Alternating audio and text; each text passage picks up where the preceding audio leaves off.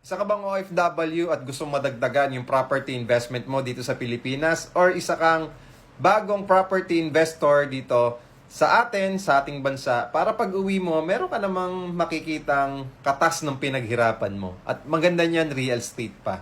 So meron kang dalawang option. Option number 1 is yung 10K cash out only promo namin through Pag-ibig Financing. 10,000 lang talaga yung ilalabas mo. Option number 2, yung bank financing natin sa BDO, BPI, or Security Bank. 5% lang yung ilalabas mo. That's around 168,000 pesos.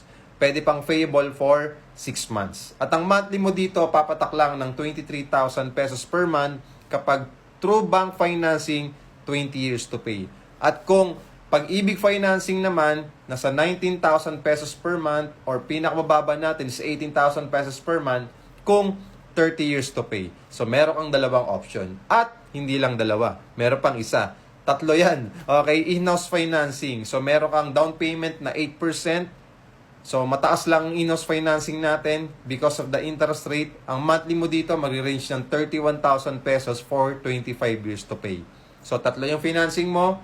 Pag-ibig Financing, bank financing, in-house financing.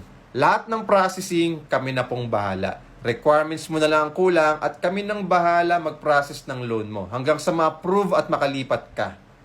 So kung gusto mo mag-inquire, kung gusto mo magtanong, kung gusto mo malaman yung iba pang details ng aming project, i-message mo lang ako dito sa aking TikTok account, i-follow mo na rin ako.